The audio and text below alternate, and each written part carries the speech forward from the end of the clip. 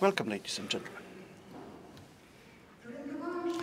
I understand that my speech will be the only one that will represent the quadrillion.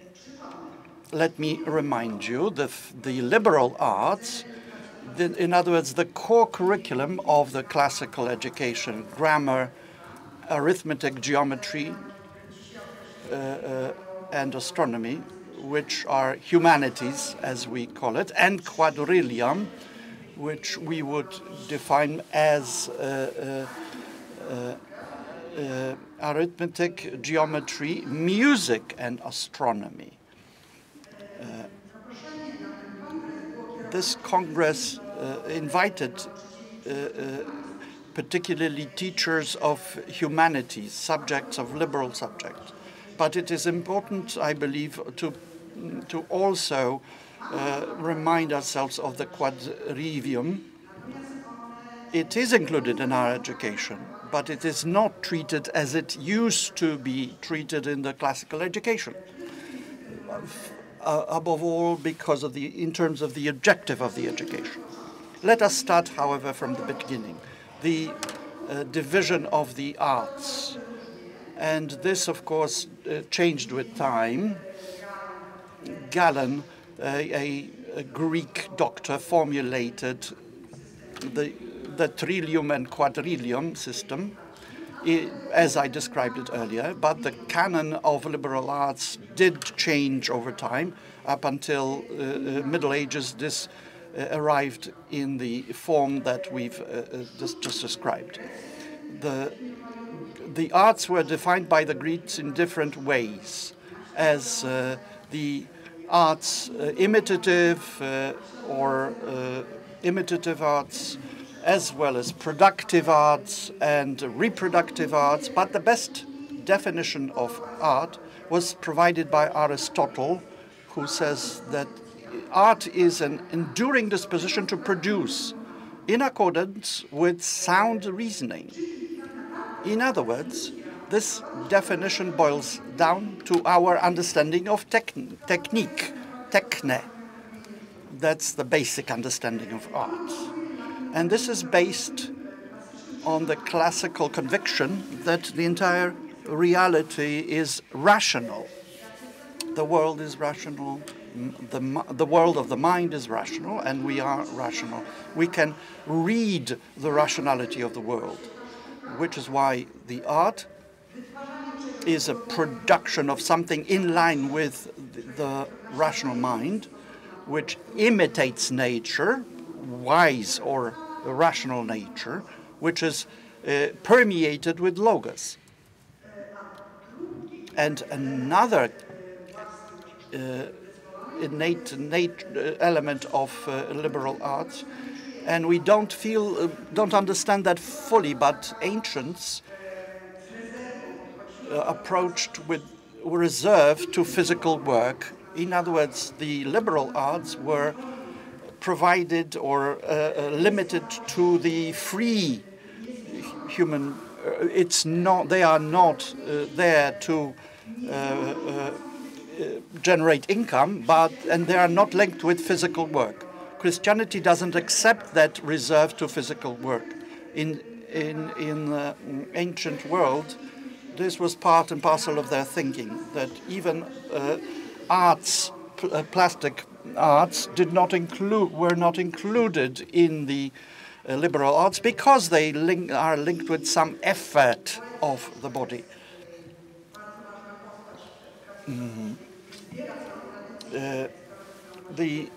The collected interest, collected knowledge about liberal arts is provided, says about music or musician that it's not someone who can play or sing or otherwise, but musician is the one that understands the rules, principles of music. And who is that? The person who can produce art. He's a counter. This is the Institutione Musica, as also repeated in the Middle middle-aged discussers, repeating after Boetius. One paradox comes to mind of Bach, John Sebastian. He was actually he was employed by the St. Thomas Church, and he was employed as a cantor there. So he was a musician, not musician, but a cantor. And let me pass on to quadrivium. St. Augustine establishes all of the liberal art in a ladder, the image of ladder where you climb respective rungs to be freed of material things and world to ever higher levels of abstraction. Started with grammatics, dialectic, and oratory, and moves to mathematical, which is music, astronomy at the very top. St. Augustine puts philosophy. In other words, philosophy being that level. But to reach philosophy, you need to come through the earlier rungs. So music seems to be one of the important level, or one of the levels, to reach the philosophy. Whereas philosophy is the introduction to beholding the face of God. Cassiodor, on the other hand, in his letter to Theodoric, the achievements of Boetius, who was aware that civilization, ancient civilization, was actually coming to its fall, and translated, or was aware that he needed to transfer to the Latin world the achievements of the classical world. And he translated Nicomachos Orgeraza in arithmetics, in geometry. He translated Euclides in music, Pythagorean works, and in Ptolemy in astronomy. And Cassiodor, he provides this the fourfold gateway to freedom.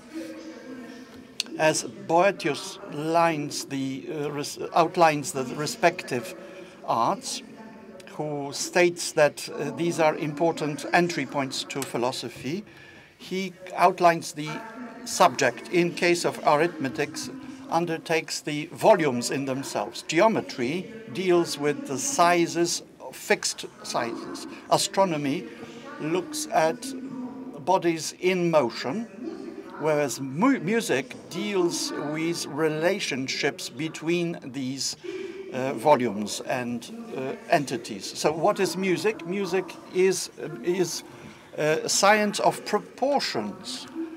And in other words, it's a mathematical science, one could say. So there are purely mathematical conclusions there, with proportions being at the forefront.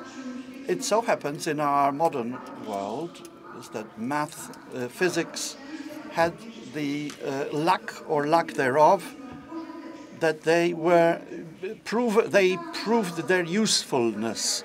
Entire civilization is based on technological progress, and without mathematics, there is no room, there is no future. So mathematics had lost from its classical horizon and objective. It is now being taught for the purpose of ensuring that engineer design a bridge so it doesn't fall, or average citizen is able to count their tax returns, calculate their tax returns. This is not what the classical education was all about, mind you. Whereas music has a surprising position in these quadrivium and these strict arts. It was not successful in proving its, one could say, quantifiable usefulness. Our civilization is not based on music, but to a great extent based on mathematics, physics. Music is not easily perceptible as useful in the short term. It delivers some benefits, but in a totally separate time horizon and dimension. From Boethius and all those who deal with these matters underscore that the liberal arts are there useful for learning, to differentiate between good and evil, and to reach beauty and truth. Today, when we think about music, what its objectives might be, how it is perceived. It is firstly perceived as usable words such as jingles, waiting time music, filling, backgrounds, and the living paradigm in music is the music of romantic paradigm. In other words, the great musical, vocal, instrumental forms which we listen to in philharmonic halls, which represents a secular temple where human spirit rises, and it's a form of liturgy in a sense that is being performed there. Another paradigms that we describe music in. 20th century, which has liberated music from all possible principles of composition, led to a point where music being perceived as unconstrained, free expression of the artist. All these manner of these ways of thinking about music has nothing to do with how ancients perceived music. Let us start from the beginning then.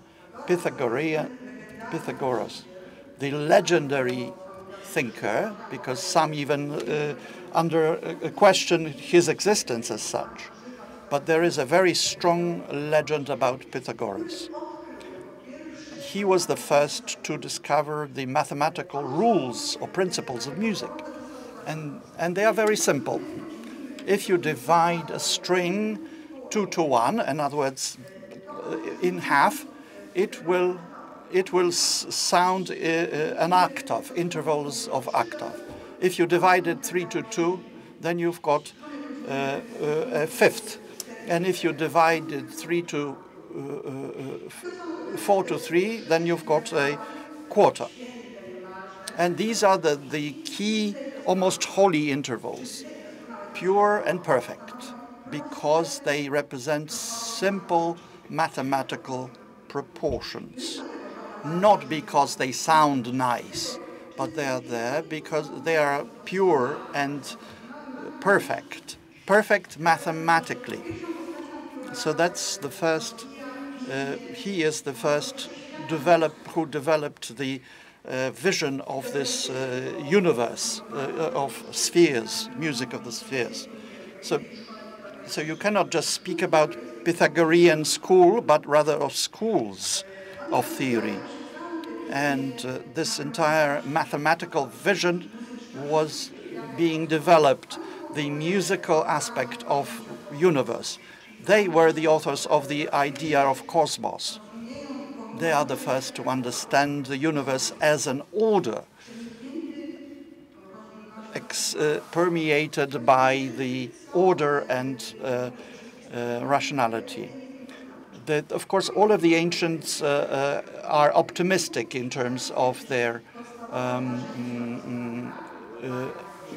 discovery.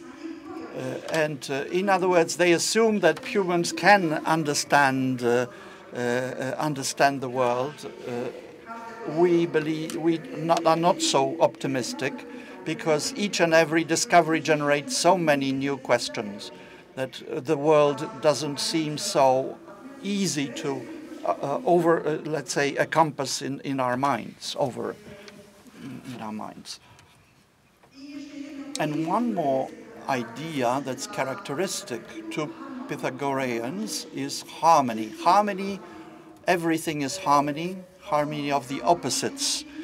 And this is the harmony of opposites, including the universe, the human being, the soul of human soul. And the audible music is also this harmony of opposites. Let me come on to that was most important to Pythagoreans, and that's the number, starting with Aristotle, who writes in his Metaphysics. Metaphysics speaks about the real principles of reality, the reduction of all entities. Before Aristotle goes to define Pythagoras defines all others that came before it. And he defines Pythagoreans, whom he didn't agree with them, but defines them very well. Let me quote the so-called Pythagoreans, who were the first to take up the mathematical science. They seasoned themselves in them and thought that their principles were the principles of all things. Since, therefore, numbers occupy the first place among these principles, and in the numbers, to a greater extent than in fire, earth, and water, one can perceive, as they thought, many similarities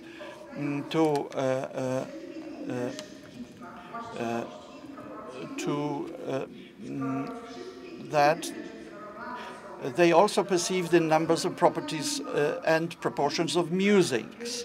And numbers appear to be the first in all nature. They thought that elements of numbers are the elements of all things, and the whole of heaven is harmony and number. In other words, according to Pythagoreans, everything boils down to harmony.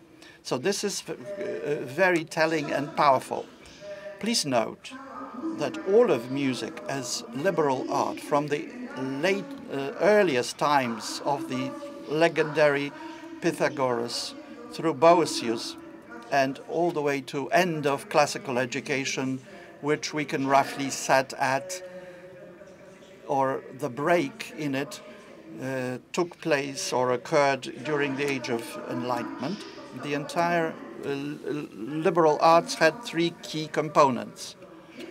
First component was the mathematical component, second being the metaphysical, and the third, the ethical and educational component.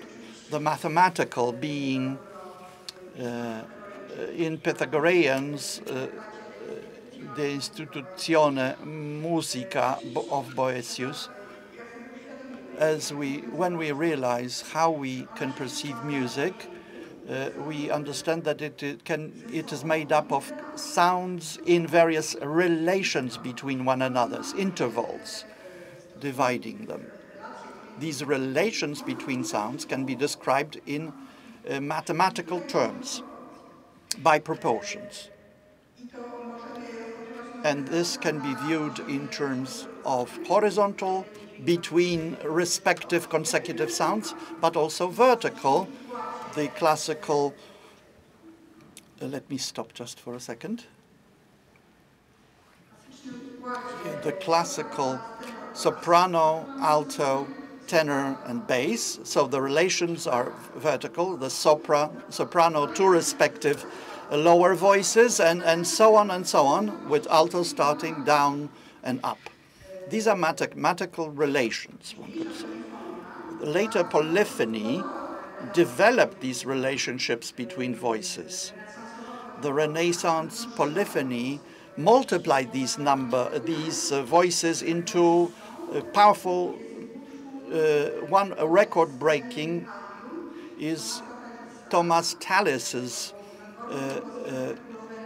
the Elizabeth I's first court composer, and there were 40 voices in harmony that he wrote a piece on for. That's one dimension. Now, the modern times discovered the overtones, aliquot. When you break down a single sound, it has all of the proportions in it, and this goes ad infinitum. It's a continuity. In other words, the actual sound depends on the richness of these overtones. So one needs to bear in mind that music was treated as a mental activity. The fact that someone learned to sing or play in the process, that was a side effect. But this was liberal art, speculative art. From speculum, meaning mirror, image, intellectual view of things. And to prove the fact that music is indeed and can be from beginning to the end pure intellectual activity, one proof of that for me was that when I studied counterpoint at my musicological studies, Baroque, of course, this included the various forms of Renaissance and Baroque. You could do that without listening. You could do it in writing, but then you checked whether this sounded well. But you could do this by following mathematical rules. And you were, in a sense, writing this out, and that there was a guarantee that this would sound good. It was not unlike mathematical calculation. If engineer calculated properly, the bridge would not fall down. So this is the clear affinity of music and engineering, say, or mathematics specifically. Another example to cite of 15th century theoretician Johannes Tinctoris, who was a theoretician but also composed music, polyphonic pieces. He used a trick where he came to a counterpoint problem that he was to solve that another composer solved insufficiently, and he made it his point to prove that you could solve that problem better. So this is the affinity with mathematics again. Mathematicians at the higher levels of mathematical thinking know that a mathematical proof may be aesthetically pleasing as such. What is the beauty of it? That it's simple, simpler. Same with counterpoint. Each and every counterpoint solution can be done better, even though the other ones were also correct, but they weren't beautiful enough.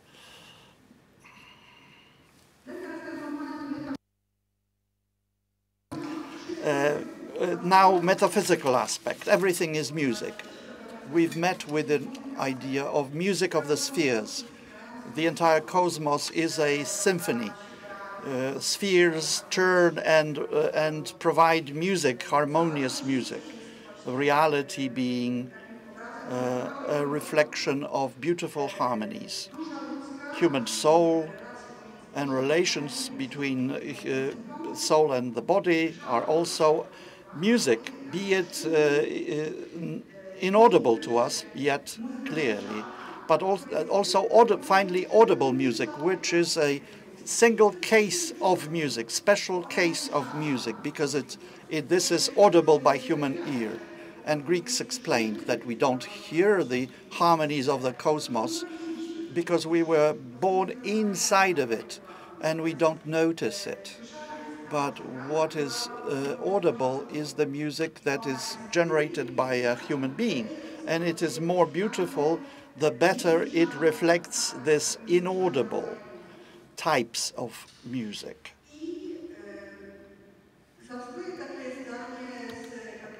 Let me, Cardinal Ratzinger's statement, when he said a wonderful thing. He said, we perceive Greeks as philosophers, sculptors, doctors, politicians, and they all wanted to be musicians. What did he mean by saying that they all wanted to be musicians? In a sense of music as the liberal art. Music is the art of reading the rationality of the universe and translation of that into our work. That is the true service to the muses. Of course, there was muse of astronomy alongside that of music. So the question which we might pose, or could have posed at the beginning, is how did it happen that music was actually married to mathematics? Well, all of these quadriviums were, in a sense, music. All the arts, liberal arts, were, in fact, music.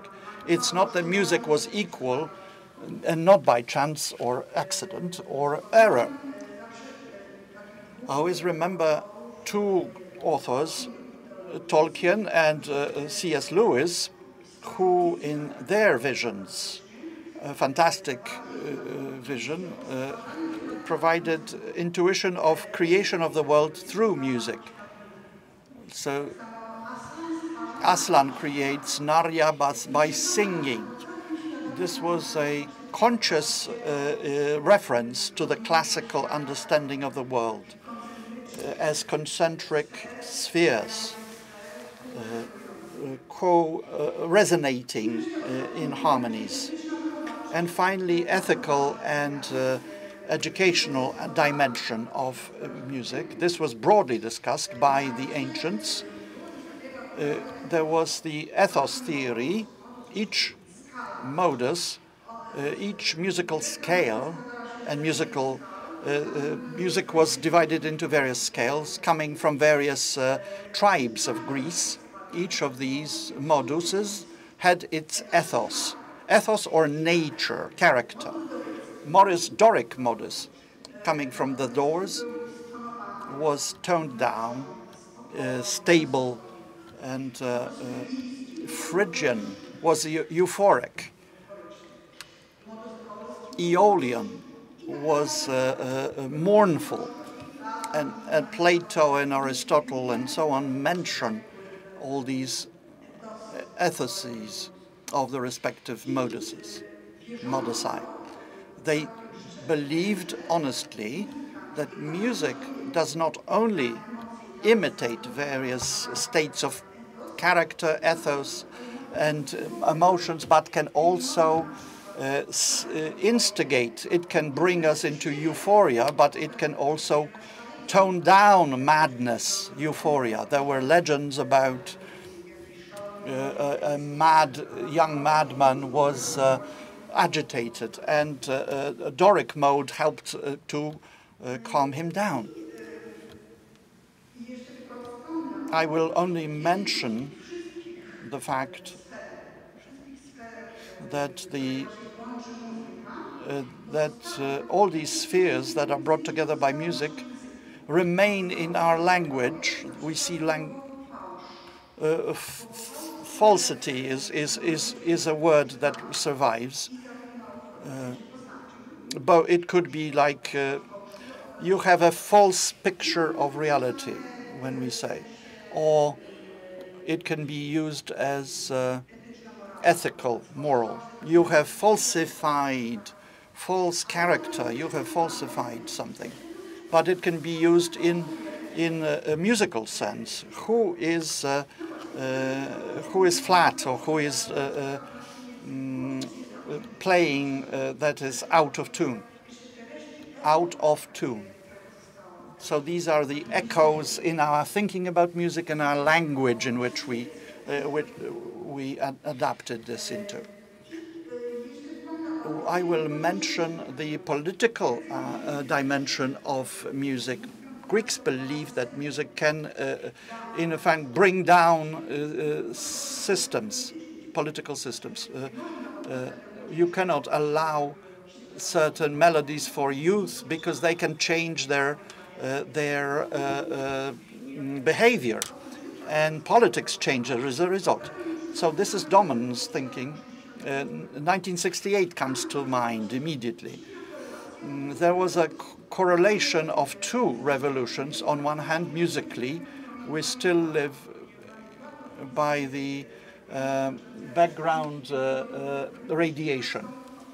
In other words, it's something to be studied. But musically, we still live under this 1968 musical revolution.